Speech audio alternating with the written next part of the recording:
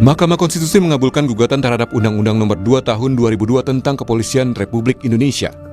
Putusan ini membuat polisi harus mengundurkan diri atau pensiun jika ingin menduduki jabatan sipil. Dalam putusan yang dibacakan di Gedung Mahkamah Konstitusi pada Kamis siang, Hakim Konstitusi Ridwan Mansyur bilang, Pasal 28 ayat 3 Undang-Undang Polri punya substansi yang sama dengan Pasal 10 ayat 3 TAP MPR, yakni menegaskan anggota Polri hanya dapat menduduki jabatan di luar kepolisian setelah mengundurkan diri. Secara substansial, kedua ketentuan tersebut menegaskan satu hal penting, yaitu anggota Polri hanya dapat menduduki jabatan di luar kepolisian setelah mengundurkan diri atau pensiun dari dinas kepolisian.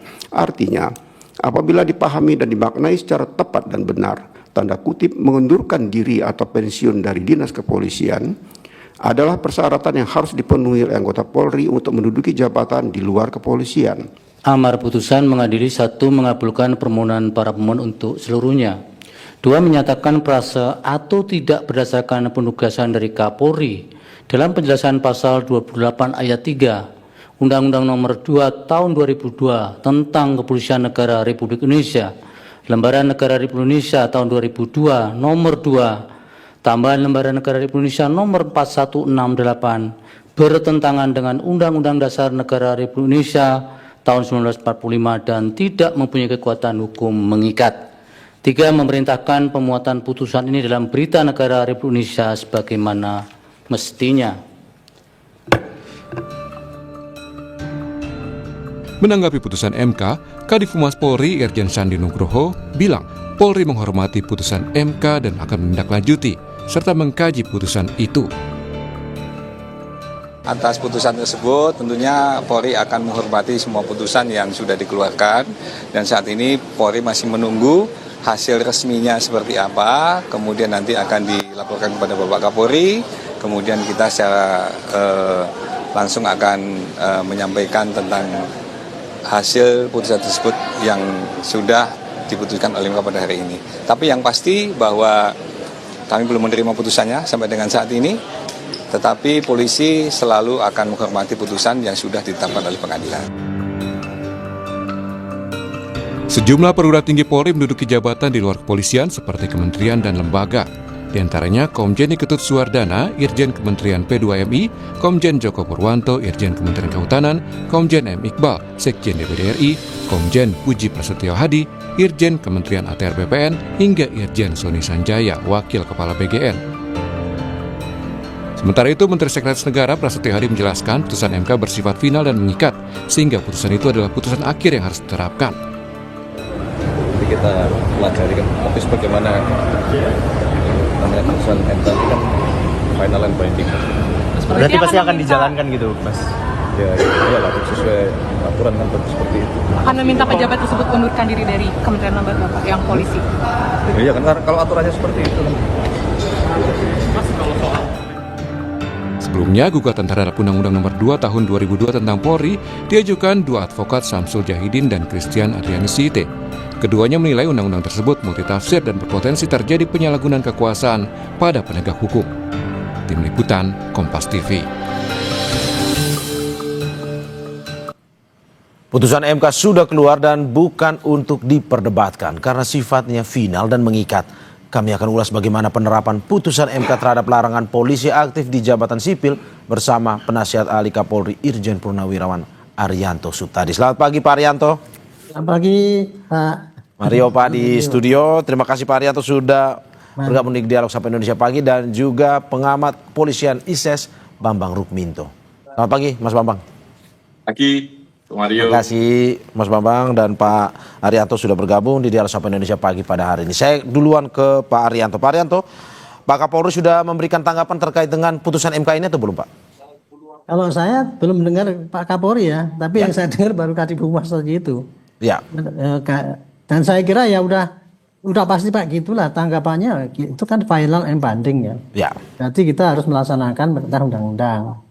Bagi saya sebagai polisi ya, apalagi polisi itu dilihat kan apakah polisi itu sebagai lembaga, organ, atau polisi itu orang-orangnya, petugas polisinya, atau fungsinya. Itu saya lebih menyoroti kepada itunya. Kalau dari putusan ini saya lihat nanti saya akan memberikan tanggapan ya. Polisi itu adalah, kalau menurut Tribrata ya, pedoman hidup polisi itu adalah satu, abdi utama daripada nusa dan bangsa. Artinya sebagai abdi ya, pelayan masyarakat. Dua, negara yang utama, warga negara teladan. Artinya memberikan contoh keteladanan dalam mematuhi undang-undang. Yang ketiga, wajib menjaga ketertiban pribadi daripada itu tujuan profesionalisme kayak gitu. Jadi dengan adanya keputusan seperti ini, kemudian polisi tidak boleh di luar itu kalau tidak pensiun, itu tidak ada pengaruhnya apa-apa bagi kami, menurut saya ya. Karena sebagai dulu ketika kita masuk dari polisi pun sudah ngomong, Pak, saya siap ditempatkan di mana-mana gitu. Jadi itu udah tekad kami itu sebagai di dalam Tribrata ada di situ juga gitu. Ya. Tidak pengaruh. Oke. Pak Arianto, tapi kan kita melihat mekanismenya selama ini, kalau dari kemarin pada saat sidang di Mahkamah Konstitusi, saksi ahli mengatakan bahwa ada 4.000 jabatan yang ditempati oleh polisi di jabatan sipil tersebut. Jika memang pada akhirnya ini harus kembali semua ke institusi, akan ditempatkan di mana 4.000 ini? Oh, kalau saya sih nggak bingung, Pak. Wong itu polisi itu masih kurang orang banyak. Contohnya bahwa polisi itu kurang petugas yang banyak ya. Sekarang polisi kan dinilai negatif itu. Ya kan, citranya kurang baik. Nah, sekarang polisi kan lagi dituntut untuk memperbaiki itu butuh para petinggi-petinggi yang hebat untuk memperbaiki polisi kan. Nah, untuk transformasi itu saya kemarin mengajukan perbaikan polisi seluruh Indonesia itu dengan cara melaksanakan perbaikan-perbaikan poin-poin yang dikurangi itu yang dinilai negatif. Karena kemarin ada 9 poin itu. Perbaikan di bidang pelayanan, pengawasan, kemudian hedonis, di bidang impunitas, kemudian apalagi banyak, ada 9 poin yang harus diperbaiki itu, Pak. Itu membutuhkan seorang pengawas ya. Bagaimana cara merubah itu kan gitu. Karena kita merubah 460.000 orang kan, Pak. Gitu. Berarti menurut Anda ini lebih ini ya, bagus sebenarnya untuk reformasi di tubuh Polri, untuk citra yang lebih baik, kinerja yang lebih baik ya. Kalau ditinjau dari lembaga polisi, menurut saya dengan pengembalian ke polisi kembali, kita nggak akan bingung itu ditaruh di mana, karena sekarang ini kebetulan polisi lagi membutuhkan para petinggi-petinggi ataupun pejabat yang hebat-hebat untuk memperbaiki polisi. Jadi itu malah menurut saya itu mempercepat proses daripada transformasi polisi yang diharapkan oleh rakyat itu. Untuk sementara ini ya gitu. Jadi. Saya ke Mas Bambang. Mas Bambang, bagaimana Anda melihat dari kata Pak Arianto, ini sesuatu yang baik sebenarnya untuk kinerja polisi ke depan. Polisi membutuhkan orang-orang profesional untuk memperbaiki polisi sendiri. Harapannya memang demikian ya. Tapi kalau kita melihat di struktur kepolisian ini jabatan-jabatan itu kan terbatas. Misalnya terkait dengan pengisian bintang 3. Ini kan hanya sekitar 6 orang saja gitu loh. Wakapolri, Irwasum, Kabintelkam, Kabareskrim, Lemdikpol, Kabarkam, terus kemudian Astamaop, Astamarena dan Korbimob gitu loh. Sementara bintang-bintang 3 yang lainnya kan bertebaran di instansi pemerintah. Kalau kemudian ini ditarik, tentu akan banyak bintang 3 yang akan menganggur, tidak bisa mengisi jabatan itu gitu. Non jabatan berarti ya? Bagaimana Mas? Non jabatan. Kalau ditarik. Non job artinya seperti itu. Belum lagi terkait dengan inflasi kombes yang seringkali muncul. Artinya memang selama ini ada problem terkait dengan manajemen SDM di tubuh kepolisian. Pengembangan organisasi ini dibaca hanya sekedar menyebarkan personil di lembaga-lembaga atau kementerian atau lembaga yang lain, dan ini ternyata keputusan MK kemarin kan menganulir itu semua. Makanya memang ini nanti akan memunculkan semacam tsunami ya di tubuh kepolisian terkait dengan baliknya para jenderal ke tubuh Polri gitu. Tapi kalau di level fungsional, level perwira menengah, bintara dan tamtama yang juga dari 4.300 itu ada sebagian besar dari perwira menengah ke bawah. Ini tentu akan sangat memberikan darah segar karena mereka sudah keluar, tentunya wawasan kompetensi mereka juga berubah. Ini harapannya bisa memberikan masukan-masukan kepada internal kepolisian. Yang menjadi problem memang nanti di level atas, di bintang-bintang ini semakin bertaburan di Polri, sekarang tidak punya jabatan seperti itu. Mas Bambang, berarti menurut Anda dengan misalkan kembali dan juga non-job pada akhirnya, menurut Anda lebih baik pensiun sebagai anggota Polri untuk perwira tinggi ini atau tetap kembali aja dengan menerima konsekuensi tersebut? Itu kembali kepada pilihan masing-masing ya. Kalau memang mereka memiliki passion terkait dengan job di kementerian atau lembaga, bisa mengundurkan diri, kemudian melakukan alih status, itu bisa saja seperti itu. Dan tentunya ini akan menjadi positif juga bagi Polri karena tidak perlu menampung mereka kembali ke Polri karena tentu ini akan mengganti juga ritme di internal seperti itu. Pak Arianto, bagaimana dengan frasa tsunami kalau kembali lagi ke institusi Polri, akan ada banyak perwira tinggi yang mungkin saja non-job juga. Non-job gitu kan, ya itu kan kalau Pak Bambang kan di luar Polri, jadi nggak ngerti apa yang terjadi di internal. Saya tuh sehari-hari kan ngelihat bagaimana kinerja Polri itu ya kan. Jadi di Polri ini seandainya mereka itu para bintang 3 itu kan job tinggi gitu ya, misalkan dikembalikan ke polisi, memang secara struktural nggak ada, kelihatannya kemudian kan nggak ada kerjaan kan gitu kan. Tapi secara kenyataannya saya bilang polisi butuh para petinggi-petinggi yang berandal ya, yang bisa memperbaiki polisi itu tadi, terutama untuk transformasi ini ya. Ini menurut saya sangat butuh banyak. Soalnya gini ya, untuk mentransformasi polisi itu Pak, itu kita butuhnya apa? Merubah perilaku yang di lapangan, 460.000 orang. Merubah perilaku itu ada berapa poin yang harus dirubah? Tadi ada 9 ya. Di setiap poin itu saya hitung karena saya bikin buku petunjuknya itu ada 10 poin itu. Nah, untuk merubah poin-poin itu gitu, itu kan dibutuhkan nomor 1 ya, petunjuk kepada ke lapangan supaya dibaca semua orang apa yang harus dikerjakan dan tidak. 1 itu ya. Jadi itu petunjuknya harus disempurnakan dulu supaya itu betul-betul bagus gitu. Ini butuh kan gitu kan perancang. Kemudian pelaksanaan di lapangan, bagaimana mensosialisasikan, bagaimana mengevaluasi, bagaimana cara menindak pelanggaran, dan bagaimana cara mengevaluasi. Itu bukan butuh seorang yang nggak apa-apa itu. Kalau memang mau kerja, masih banyak kerjaan di Tapi mau ditempatkan di mana Pak? Kalau misalkan pada akhirnya kembali, mau ditempatkan kemana sebenarnya? Apakah masih ada? Itu tadi sebagai pengendali daripada setiap butir-butir perubahan yang akan disampaikan. Berarti ada jabatan baru yang dibuat atau pos yang dibuat baru untuk mengisi? Harus ada. Kan di dalam polisi itu kan ada tugas rutin, ada satgas gitu kan. Kalau kita bisa bikin satgas secara mendadak itu, kemudian bisa, kenapa untuk transformasi itu nggak ada satgas kan gitu. Jadi tidak ada misalnya menurut saya sih tidak ada rumus, tidak ada pekerjaan di situ. Justru kita itu bisa memanfaatkan, kalau bagi saya ini jadi peluang ini polisi untuk memperbaiki diri gitu. Bukan suatu tsunami bagi saya. Saya kembali ke Mas Bambang. Mas Bambang, kalau dalam Undang-Undang Polri kan kita kenal bahwa institusi Polri adalah institusi non kombatan atau institusi sipil sebenarnya. Menurut Anda, apakah mungkin sebenarnya dengan penempatan mereka di jabatan sipil sudah sesuai dengan kinerja mereka, didikan mereka selama ini, atau bagaimana sebenarnya? Ya, kalau saya melihat sejak awal dididik, ya mereka tidak dicetak untuk menjadi birokrat-birokrat di kementerian dan lembaga.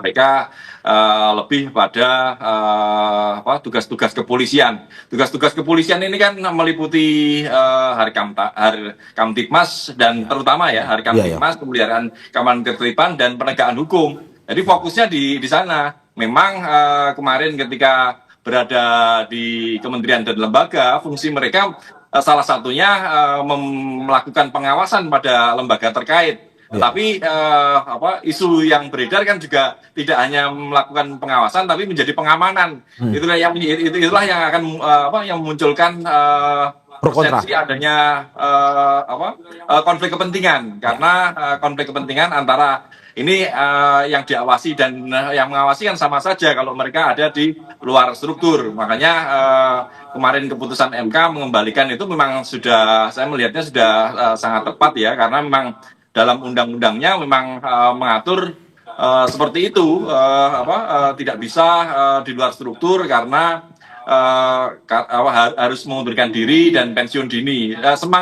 Semangat undang-undang itu adalah menjaga agar Polri ini tetap profesional dan sebagai Polri sebagai lembaga yang diberikan kewenangan negara dalam tugas kepolisian ini lebih profesional dan bebas konflik kepentingan dan lebih independen, karena harus disadari bahwa Polri ini adalah aparatur negara, bukan aparatur pemerintah, meskipun sama-sama di sipil. Tapi harus dicatat itu tadi, harus digarisbawahi bahwa Polri ini adalah aparatur negara, bukan aparatur pemerintah. Bahwa Polri mendukung pemerintah itu dalam melaksanakan tugas-tugasnya itu dalam rangka sebagai aparatur negara gitu loh. Ini memang sesuatu yang masih sulit dipahami karena perbedaannya memang sangat tipis antara aparatur negara, aparatur pemerintah, atau dalam tanda kutip aparatur kekuasaan seperti itu. Makanya keputusan MK ini merubah mindset tersebut gitu, dan harus dan ini harus disadari oleh kawan-kawan kepolisian. Mas Bambang, kalau kita melihat dalam sidang kemarin, dari alasan penggugat adalah karena banyak anggota polisi aktif yang menduduki jabatan, ada kepala BNN, ada BSSN, BNPT, KPK. Menurut Anda dengan eksodus yang hasil putusan ini, perpindahan kembali ke institusi Polri ini, apakah akan mengganggu sebenarnya apa yang telah dilakukan selama ini di institusi sipil tersebut, atau bagaimana sebenarnya? Ya, sedikit ada goncangan juga ya.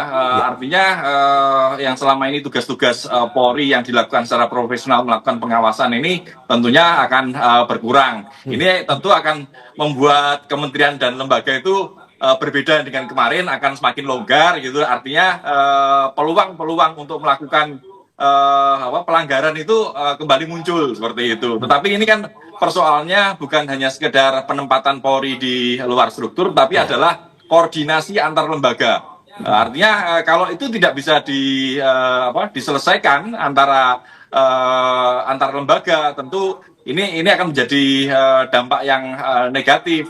Tetapi bagaimanapun juga masing-masing harus profesional, ego sektoral itu harus dihilangkan, dan pucuk pimpinan antar lembaga inilah yang harus memastikan bahwa koordinasi kerja itu tetap berjalan dengan semestinya, seperti itu. Oke, saya kembali ke Pak Arianto. Pak Arianto, bagaimana Anda melihat bahwa ada beberapa institusi sipil yang selama ini sudah menjadi bagian dari Polri atau selalu dipimpin oleh anggota Polri, pada akhirnya harus kembali lagi ke institusi Polri, terutama seperti BNN, BNPT. Mohon maaf ya kalau saya mungkin salah memaknainya ya. Keputusan daripada MA kemarin itu kan hanya bunyinya tidak boleh polisi yang aktif kemudian bertugas di lembaga yang lain gitu kan. Bukan berarti tidak boleh, tapi harus keluar dulu. Harus keluar, pensiun. Baru masuk ke situ. Berarti tidak ada larangan Pak untuk anggota polisi masuk situ sepanjang dia sudah pensiun daripada polisi. Nah, otomatis besok seandainya ini BNN misalnya tuh, ya paling tinggal yang sekarang masih dinas itu ya suruh pensiun, kemudian mau boleh ke situ kalau memang dia maunya ke situ. Ini efek daripada ini kan kepada anggota ya Pak, itu nanti harus milih itu nanti apakah berhenti dari polisi atau kemudian tetap di situ. Itu nomor satu. Sehingga bagi saya tidak ada kekhawatiran lembaga-lembaga lain yang memang dibutuhkan adanya figur polisi itu akan kehilangan figur polisi di situ. Saya ingin menyampaikan ya, penugasan polisi di luar lembaga ini itu ada positifnya, ada negatifnya. Positifnya adalah dulu dibutuhkan profesionalisasi polisi itu untuk pengawasan biasanya. Makanya dulu penugasan keluar itu harus menunggu lembaga yang minta kan gitu kan. Kalau lembaga minta dikirimlah ke sana, dan itu memang efektif. Karena saya pun dulu juga gitu Pak. Saya menjelang pensiun itu saya diminta ke BPN. Nah, saya keluar dulu dari polisi dan masuk ke BPN. Dan saya di situ di BPN saya bikin perubahan banyak sekali. Tanya itu Pak Ahok, Pak Ganjar Pranowo, Pak Gamari. Itu ya dulu saya waktu di BPN saya bikin sistem bagaimana menyelesaikan sengketa tanah sehingga yang sengketa tanah yang berlarut-larut nggak selesai. Dengan adanya saya di situ karena saya biasa ya menyelesaikan sengketa sehingga ada positifnya gitu. Yang kedua positifnya adalah koordinasi. Polisi itu kalau kerja kan nggak bisa sendiri Pak, harus dengan lembaga yang lain. Dengan adanya anggota polisi yang situ maka koordinasinya itu akan lebih erat, cepat sekali gitu. Gitu. Hanya sayangnya ada negatifnya juga kalau ada polisi masuk ke situ itu seakan-akan kan menutup karir daripada orang yang sudah dari kecil ada di situ gitu sehingga itu. Jadi sipil ya, jabatan sipil itu itulah ya. kondisinya ya. Gitu. Jadi kalau saya melihatnya seperti itu. Jadi bagi saya ini bukan barang susah nih. Karena tinggal suruh pilih kalau mau berhenti kemudian masuk atau kembali ke polisi gitu. Saya terakhir ke polisi. Saya terakhir ke Mas Bambang, bukan barang susah kalau kata Pak Arianto, transisi kalau kata Pak Yusri butuh transisi waktu. Apa yang harus disiapkan? Singkat saja Pak, terakhir. Ya satu kesiapan mental ya kepada untuk anggota. Ini memang ada sebuah perubahan yang sangat drastis karena 10 tahun ini mereka dalam zona nyaman untuk bisa di luar lembaga di luar Polri seperti itu. Makanya kesiapan mental yang seperti disampaikan Pak Arianto tadi, mereka harus siap mental untuk memilih tetap di dalam Polri atau mengundurkan diri atau pensiun dini itu tadi dan kemudian bertugas di kementerian atau lembaga lain. Itu satu terkait dengan personil. Terkait dengan organisasi, ya Polri harus segera mempersiapkan pengembangan organisasinya, kemana mereka nanti ditampung, job-job apa saja yang harus disiapkan untuk mereka, karena tentu itu sangat berpengaruh pada kinerja mereka nanti yang sudah kembali ke Polri. Oke. Terima kasih atas apa yang disampaikan penasihat ahli Kapolri Irjen Purnawirawan Arianto Sutadi dan juga pengamat kepolisian ISES Bambang Rukminto. Semoga apa yang disampaikan ini bisa memberikan ya jalan terang, jalan tengah juga buat bagaimana reformasi Polri ini untuk pelayanan terhadap masyarakat. Sekali lagi terima kasih Bapak-bapak. Terima kasih. Sehat-sehat selalu. Mario. Terima kasih.